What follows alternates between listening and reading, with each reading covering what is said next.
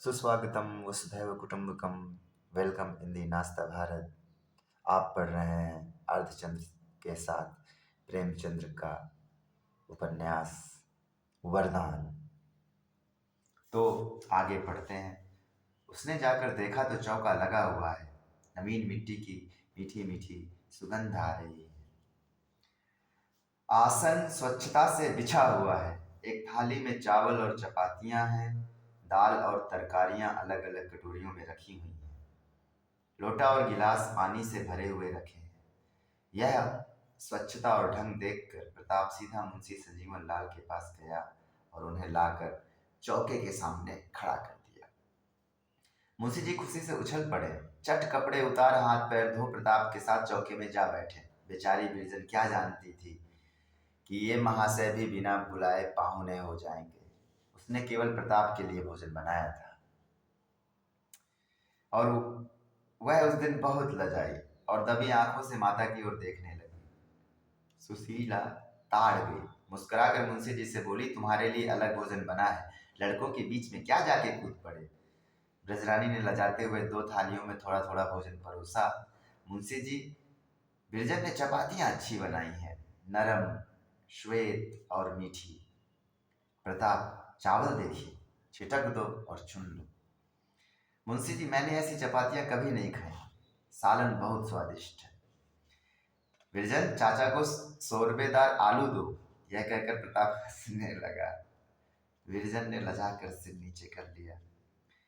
पतीली शुष्क हो रही थी।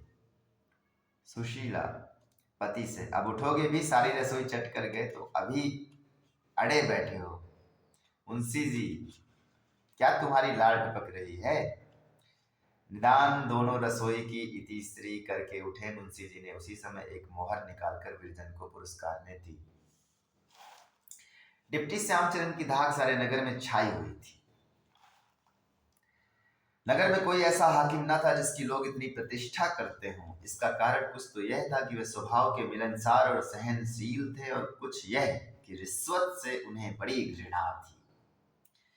न्याय विचार ऐसी सूक्ष्मता से करते थे कि 10-12 वर्ष के भीतर कदाचित उनके 2 ही 4 फैसलों की अपील हुई होगी। अंग्रेजी का एक अक्षर ना जानते थे, परंतु वरिष्ठों और वकीलों को भी उनकी नैतिक पहुंच और सूक्ष्म दर्शिता पर आश्चर्य होता था। स्वभाव में स्वाधीनता कूट कूट कर भरी थी। घर और न्यायालय के अतिरिक्त किसी ने उन्हें और कहीं आते जाते नहीं देखा। मुंशी शालीग्राम जब तक जीवित थे, या यूं कहिए कि वर्तमान थे, तब तक कभी कभी चित्त विनोदार्थ उनके यहाँ चले जाते थे। जब से वे लुप्त हो गए, डिप्टी साहब ने घर छोड़ हिलने की शपथ कर ली। कई वर्ष हुए, एक बार कलेक्टर साहब को सलाम करने गए थे। खानसामा ने कहा, साहब स्नान कर रहे हैं। 2 घंटे तक बरामदे में एक मोढ़े पर बैठे प्रतीक्षा करते रहे। तदंतर साहब बहादुर हाथ में एक टेनिस बैट लिए हुए निकले और बोले, बाबू साहब, हमको खेद है कि आपको हमारी बाट देखनी पड़ी। मुझे आज अवकाश नहीं है, क्लब घर जाना है, आप फिर कभी आए। यह सुनकर उन्होंने साहब बहादुर को सलाम किया और इतनी सी बात पर फिर किसी अंग्रेज की भेंट को ना गए। वंश, प्रतिष्ठा और आत्मगौरव पर उन्हें बड़ा अभिमान था। वे बड़े ही रसिक पुरुष थे। उनकी बातें हास्य से पूर्ण होती थी। संध्या के समय जब वे कतिपय विशिष्ट मित्रों के साथ द्वार गण में बैठते तो उनकी उच्च हास्य की गूंजती हुई प्रतिध्वनि वाटिका से सुनाई देती थी। नौकरों चाकरों से वे बहुत सरल व्यवहार रखते थे। यहाँ तक कि उनके संग अलाव के पास बैठने में भी उनको कुछ संकोच ना था। परंतु उनकी धाक ऐसी छाई हुई थी कि उनकी सज्जनता से किसी को अनुचित लाभ उठाने का साहस ना होता था। चाल ढाल सामान्य रखते थे। कोट पतलून से उन्हें घृणा थी। बटनदार ऊंची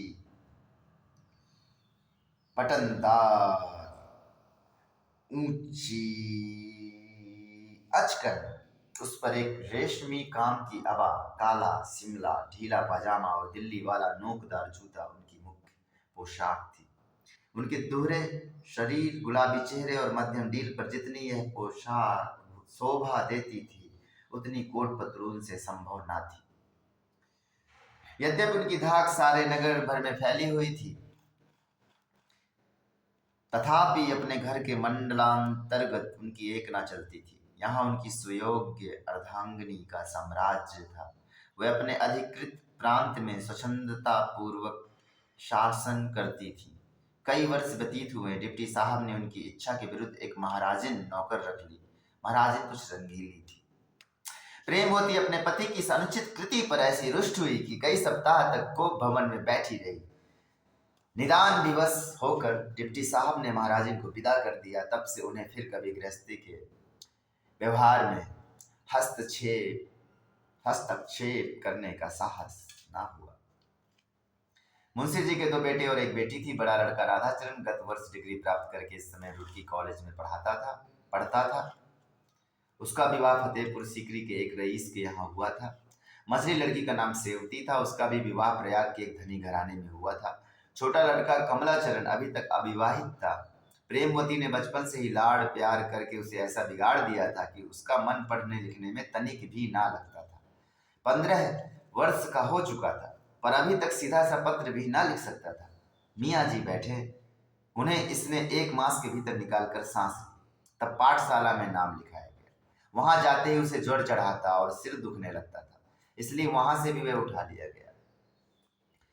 तब एक मास्टर साहब नियुक्त हुए और 3 महीने रहे, परंतु इन दिनों में कमलाचरण ने कठिनता से 3 पाठ पढ़े होंगे। निदान मास्टर साहब भी विदा हो गए। तब डिप्टी साहब ने स्वयं पढ़ाना निश्चित किया, परंतु एक ही सप्ताह में उन्हें कई बार कमला का सिर हिलाने की आवश्यकता प्रतीत हुई। साक्षियों के बयान और वकीलों की सूक्ष्म आलोचनाओं के तत्व को समझना इतना कठिन नहीं है जितना किसी निरुत्साही लड़के के मन में शिक्षा रुचि उत्पन्न करना। प्रेमवती ने इस मारधाड़ पर ऐसा उत्पात मचाया कि अंत में डिप्टी साहब ने भी झल्लाकर पढ़ाना छोड़ दिया। कमला कुछ ऐसा रूपवान, सुकुमार और मधुर भाषी था कि माता उसे सब लड़कों से अधिक चाहती थी। इस अनुचित लाड़ प्यार ने उसे पतंग, कबूतरबाजी और इसी प्रकार के अन्य कुव्यसनों का प्रेमी बना दिया था। सवेरा हुआ और कबूतर उड़ाए जाने लगे, बटेरों के जोड़ छूटने लगे, संध्या हुई और पतंग के लंबे लंबे पेंच होने लगे। कुछ दिनों से जुए का भी चस्का चल पड़ा था। दर्पण, कंघी और इत्र तेल में तो मानो उसके प्राण ही बसते थे। प्रेमवती एक दिन सुमामा से मिलने गई हुई थी। वहां उसने ब्रज रानी को देखा और उसी दिन से उसका जी ललचाया हुआ था कि यह बहू बनकर मेरे घर में आए तो घर का भाग्य जाग उठे। उसने सुशीला पर अपना यह भाव प्रकट किया। विरचन का 13वां आरंभ हो चुका था। पति पत्नी में विवाह के संबंध में बातचीत हो रही थी। प्रेमवती की इच्छा पाकर दोनों फूले न समाये। एक तो परिचित परिवार, दूसरे कुलीन लड़का, बुद्धिमान और शिक्षित, पैतृक संपत्ति अधिक। यदि इनमें नाता हो जाए तो क्या पूछना। चटपट रीति के अनुसार संदेश कहला भेजा। इस प्रकार संयोग ने आज उस विषैले वृक्ष का बीज बोया जिसने 3 ही वर्ष में कुल का सर्वनाश कर दिया। भविष्य हमारी दृष्टि से कैसा गुप्त रहता है। यूं ही संदेशा पहुंचा। सास, ननंद और बहू में बातें होने लगी। बहू चंद्रा, क्यों अम्मा, क्या आप इसी साल ब्याह करेंगी? प्रेमवती, और क्या, तुम्हारे लाला जी के मानने की देर है। बहू, कुछ तिलक दहेज भी ठहरा। प्रेमवती, तिलक दहेज ऐसी लड़कियों के लिए नहीं ठहराया जाता। जब तुला पर लड़की लड़के के बराबर नहीं ठहरती तभी दहेज का प्रसंग बनाकर उसे बराबर कर देते हैं। हमारी ब्रजरानी कमला से बहुत भारी है। सेवती, कुछ दिनों घर में खूब धूमधाम रहेगी। भाभी गीत गाएंगी, अब हम ढोलक बजाएंगे। क्यों भाभी? चंद्रा बोलती है, मुझे नाचना गाना नहीं आता। चंद्रा का स्वर कुछ भद्दा था। जब गाती स्वर भंग हो जाता था, इसलिए उसे गाने से चिढ़ थी। सेवती, यह तो तुम आप ही कहो, तुम्हारे गाने की तो संसार में धूम है। चंद्रा जल गई, तीखी होकर बोली, जिसे नाच गाकर दूसरों को लुभाना हो वह नाचना गाना सीखे। सेवती, तुम तो तनिक सी हंसी में रूठ जाती हो, जरा वह गीत गाओ तो। तुम तो श्याम बड़े बेखबर हो, इस समय सुनने को बहुत जी चाहता है। महीनों से तुम्हारा गाना नहीं सुना। चंद्रा, तुम ही गाओ, कोयल की तरह कूकती हो। सेवती, लो अब तुम्हारी यही चाल अच्छी नहीं लगती, मेरी अच्छी भाभी तनिक गाओ।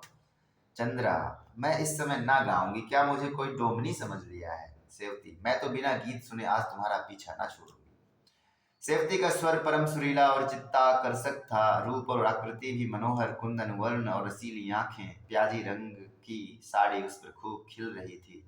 वह आप ही आप गुनगुनाने लगी। तुम तो श्याम बड़े बेखबर हो, तुम तो श्याम, आप तो श्याम पियो दूध के कुल्हड़, मेरी तो पानी पे गुजर हो, तुम तो श्याम। दूध के कुल्हड़ पर वह हंस पड़ी। प्रेमवती भी मुस्कुराई, परंतु चंद्रा रुष्ट हो गई। बोली, बिना हंसी की हंसी हमें नहीं भाती, इसमें हंसने की क्या बात है? सेवती, आओ हम तुम मिलकर गाएं। चंद्रा, कोयल और कौवे का क्या साथ। सेवती, क्रोध तो तुम्हारी नाक पर रहता है। चंद्रा, तू हमें क्यों छेड़ती हो? हमें गाना नहीं आता तो कोई तुमसे निंदा करने तो नहीं जाता। कोई का संकेत राधा चरण की ओर था। चंद्रा में चाहे और गुण हो ना हो, परंतु पति की सेवा वह तन मन से करती थी। उनका तनिक भी सिर धमका कि इसका प्राण निकला। उनको घर आने में तनिक देर हुई कि वे व्याकुल होने लगी। जब से वे रुड़की चले गए तब से चंद्रा का हंसना बोलना सब छूट गया था। उसका विनोद उनके संग चला गया था। इन्हीं कारणों ने राधाचरण को स्त्री का वशीभूत बना दिया था। प्रेम, रूप, गुण आदि सब त्रुटियों का पूरक है। सेवती, निंदा क्यों करेगा? कोई तो तन मन से तुम पर रिझा हुआ है। चंद्रा, इधर कई दिनों से चिट्ठी नहीं आई। 3-4 दिन हुए होंगे। चंद्रा, तुमसे तो हाथ पैर जोड़ के हार गई, तुम लिखती ही नहीं। सेवती, अब वही बातें प्रतिदिन कौन लिखे, कोई नई बात हो तो लिखने को जी भी चाहे। चंद्रा, आज विवाह के समाचार लिख देना, लाऊं कलम दवात? सेवती, परंतु एक शर्त पर लिखूंगी। चंद्रा, बताओ। सेवती, तुम्हें श्यामा वाला गीत गाना पड़ेगा। चंद्रा, अच्छा गा दूंगी, हंसने ही को जी चाहता है ना, हंस लेना। सेवती, पहले गा दो तो लिखूं। चंद्रा, ना लिखोगी फिर बातें बनाने लगोगी। सेवती, तुम्हारी शपथ, लिख दूंगी, गाओ। चंद्रा गाने लगी। तुम तो श्याम बड़े बेखबर हो, तुम तो श्याम पियो दूध के कुल्हड़, मेरी तो पानी पे गुजर हो, तुम तो श्याम बड़े बेखबर हो। अंतिम शब्द कुछ ऐसे बेसुरे से निकले कि हंसी का रोकना कठिन हो गया। सेवती ने बहुत रोका पर ना रुक सकी। हंसते हंसते पेट में बल पड़ गए। चंद्रा ने दूसरा पद गाया। आप तो श्याम रखो दो दो लुगैया, मेरी तो आप ही पे नजर हो, तुम तो श्याम। लुगैया पर सेवती हंसते हंसते लौट गई। चंद्रा ने सजल नेत्र होकर कहा, अब तो बहुत हंस चुकी, लाऊं कागज? सेवती, नहीं नहीं, अभी तनिक हंस लेने दो। सेवती हंस रही थी कि बाबू कमलाचरण का बाहर से शुभागमन हुआ। 15-16 साल की आयु थी, गोरा गोरा गेहुआ रंग, छरहरा शरीर, हंसमुख, भड़कीले वस्त्रों से शरीर को अलंकृत किए, इत्र में बसे नेत्रों में सुरमा, अधर पर मुस्कान और हाथ में बुलबुल लिए चरपाई पर बैठ गए। सेवती बोली, कमलू, मुंह मीठा कराओ तो तुम्हें ऐसे शुभ समाचार सुनाएं कि सुनते ही फड़क उठो। कमला, मुंह तो तुम्हारा आज अवश्य ही मीठा होगा, चाहे शुभ समाचार सुनाओ चाहे ना सुनाओ। आज इस पट्टे ने वह विजय प्राप्त की है कि लोग दंग रह गए। सेवती, मेरी खबर सुनते ही नाचने लगोगे। कमला, तो अच्छा है कि आप ना सुनाइए, मैं तो आज यूं ही नाच रहा हूं। इस पट्टे ने आज नाक रख ली। सारा नगर दंग रह गया। नवाब मुन्ने खां बहुत दिनों से मेरी आंखों पर चढ़े हुए थे। 1 मास होता है मैं उधर से निकला और आप कहने लगे, मियाँ कोई पट्टा तैयार हो तो लाओ, 2-2 चोंचे हो जाए। यह कहकर आपने अपना पुराना बुलबुल दिखाया। मैंने कहा, कृपया निधान, अभी तो नहीं, परंतु 1 मास में यदि ईश्वर चाहेगा तो आपसे अवश्य एक जोड़ होगी। और बद बद कर आज आगा शेर अली के अखाड़े में बदान ठहरी। 50-50 रुपए की बाजी थी। लाखों मनुष्य जमा थे। उनका पुराना बुलबुल विश्वास मानो सेवती कबूतर के बराबर था। परंतु जिस समय यह पट्टा चला है तो इसकी उठी हुई गर्दन, मतवाली चाल और गठीले पर लोग धन्य धन्य करने लगे। जाते ही जाते इसने उसका टिटुआ लिया, परंतु वह भी केवल फूला हुआ न था, सारे नगर के बुलबुलों को पराजित किए बैठा था। बलपूर्वक लात चलाई, इसने बार बार बचाया और फिर झपट कर उसकी चोटी दबाई। उसने फिर चोट की, यह नीचे आया। चतुर्दिक कोलाहल मच गया, मार लिया मार लिया। तब तो मुझे भी क्रोध आ गया। डपट कर जो ललकारता हूं तो यह ऊपर और वह नीचे दबा हुआ है। फिर तो उसने कितना ही सिर पटका कि ऊपर आ जाए। फिर तो उसने कितना ही सिर पटका कि ऊपर आ जाए, परंतु इस शेर ने ऐसा दावा कि सिर उठाने ना दिया। नवाब साहब स्वयं उपस्थित थे। बहुत चिल्लाए पर क्या हो सकता है। इसने उसे ऐसा दबोचा था जैसे बाज चिड़ियों को। आखिर बगटुट भागा। इसने पाली के उस पार तक पीछा किया पर ना पा सका। लोग विस्मय से दंग हो गए। नवाब साहब का तो मुख मलिन हो गया। हवाइयां उड़ने लगी। रुपए हारने की तो उन्हें कुछ चिंता नहीं, क्योंकि लाखों की आय है, परंतु नगर में जो उनकी धाक जमी हुई थी वह जाती रही। रोते हुए घर को सिधारे। सुनता हूं यहां से जाते हुए उन्होंने अपने बुलबुल को जीवित ही जमीन में गाड़ दिया। यह कहकर कमलाचरण ने जेब खनखनाई। सेवती तो फिर खड़े क्या कर रहे हो? आगरे वाले की दुकान पर आदमी भेजो। कमला तुम्हारे लिए क्या लाऊं भाभी? सेवती दूध के कुल्हड़। कमला और भैया के लिए? सेवती दो दो लुगैया। यह कहकर दोनों ठट्टा मारकर हंसने लगे। सुआमा तन मन से विवाह की तैयारियां करने लगी। भोर से संध्या तक विवाह ही के धंधों में उलझी रहती। सुशीला चेरी की भांति उसकी आज्ञा का पालन किया करती। मुंशी संजीवन लाल प्रातः काल से सांझ तक हाट की धूल छानते रहते, और विरजन, जिसके लिए यह सब तैयारियां हो रही थी, अपने कमरे में बैठी हुई रात दिन रोया करती। किसी को इतना अवकाश भी न था कि क्षण भर के लिए उसका मन बहलाए। यहां तक कि प्रताप भी अब उसे निठुर जान पड़ता था। प्रताप का मन भी इन दिनों बहुत ही मलिन हो गया था। सवेरे का निकला हुआ सांझ को घर आता और अपनी मुंडेर पर चुपचाप जा बैठता। विरजन के घर न जाने की तो उसने शपथ सी कर ली थी, वरन जब कभी वह आती हुई दिखाई देती तो चुपके से सरक जाता। यदि कहने सुनने से बैठता भी तो कुछ इस भांति मुख फेर लेता और रुखाई का व्यवहार करता कि विरजन रोने लगती और सुमामा से कहती, चाची, लल्लू मुझसे रुष्ट है। मैं बुलाती हूं तो वह नहीं बोलते, तुम चलकर मना दो। यह कहकर वह मचल जाती और सुमामा का आंचल पकड़कर खींचती हुई प्रताप के घर लाती, परंतु प्रताप दोनों को देखते ही निकल भागता। ब्रजरानी द्वार तक यह कहती हुई आती कि लल्लू तनिक सुन लो, तनिक सुन लो, तुम्हें हमारी शपथ, तनिक सुन लो। पर जब वह ना सुनता और ना मुंह फेर कर देखता है तो बेचारी लड़की पृथ्वी पर बैठ जाती और भली भांति फूट फूट कर रोती और कहती, यह मुझसे क्यों रूठे हुए हैं? मैंने तो इन्हें कभी कुछ नहीं कहा। सुआमा उसे छाती से लगा लेती और समझाती, बेटा जाने दो, लल्लू पागल हो गया है। उसे अपने पुत्र की निठुरता का भेद कुछ कुछ ज्ञात हो चला था। निदान विवाह को केवल 5 दिन रह गए। नातेदार और संबंधी लोग दूर तथा समीप से आने लगे। आंगन में सुंदर मंडप छा गया। हाथ में कंगन बंध गए।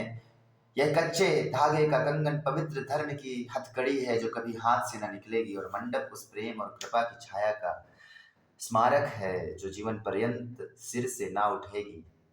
आज संध्या को सुमामा, सुशीला, महाराज ने सब की सब मिलकर देवी की पूजा करने को गईं।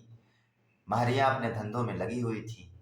विरजन व्याकुल होकर अपने घर में से निकली और वे प्रताप के घर आ पहुंची। चतुर्दिक सन्नाटा छाया हुआ था। केवल प्रताप के कमरे में लालटेन चल रही थी। केवल प्रताप के कमरे में धुंधला प्रकाश झलक रहा था। विरजन कमरे में आई तो क्या देखती है कि मेज पर प्रताप एक मेज पर लालटेन जल रही है और प्रताप एक चारपाई पर सो रहा है। धुंधले उजाले में उसका बदन कुम्हलाया और मलिन नजर आता है। वस्तुएं सब इधर उधर बेढंग पड़ी हुई हैं। जमीन पर मानो मानो धूल चढ़ी हुई है। पुस्तकें फैली हुई हैं। ऐसा जान पड़ता है मानो इस कमरे को किसी ने महीनों से नहीं खोला। यह वही प्रताप है जो स्वच्छता को प्राण प्रिय समझता था। विरजन ने चाहा उसे जगा दूं, पर कुछ सोचकर भूमि से पुस्तकें उठा उठा कर अलमारी में रखने लगी। मेज पर से धूल झाड़ी, चित्रों पर से गर्द का पर्दा उठा दिया। अचानक प्रताप ने करवट ली और उसके मुख से यह वाक्य निकला, विरजन, मैं तुम्हें भूल नहीं सकता। फिर थोड़ी देर पश्चात, विरजन, विरजन, कहाँ जाती हो, यहीं बैठो। फिर करवट बदल कर, ना बैठोगी, अच्छा जाओ, मैं भी तुमसे ना बोलूंगा। फिर कुछ ठहर कर, अच्छा जाओ, देखें कहाँ जाती हो। यह कहकर वह लपका जैसे किसी भागते हुए आदमी को पकड़ता हो। विरजन का हाथ उसके हाथ में आ गया। उसके साथ ही आंखें खुल गई। 1 मिनट तक उसकी भाव शून्य दृष्टि विरजन के मुख की ओर गड़ी रही। फिर वह चौंक कर उठ बैठा और विरजन का हाथ छोड़कर बोला, तुम कब आई विरजन? मैं अभी तुम्हारा ही स्वप्न देख रहा था। विरजन ने बोलना चाहा, परंतु कंठ रुंध गया और आंखें भर आई। प्रताप ने इधर उधर देखकर फिर कहा, क्या यह सब तुमने साफ किया? तुम्हें बड़ा कष्ट हुआ? विरजन ने इसका भी कुछ उत्तर ना दिया। प्रताप, विरजन, तुम मुझे भूल क्यों नहीं जाती? विरजन ने आर्द्र नेत्रों से देखकर कहा, क्या तुम मुझे भूल गए? प्रताप ने लज्जित होकर मस्तक नीचा कर लिया। थोड़ी देर तक दोनों भावों से भरे भूमि की ओर ताकते रहे। फिर विरजन ने पूछा, तुम मुझसे क्यों रुष्ट हो? मैंने कोई अपराध किया है?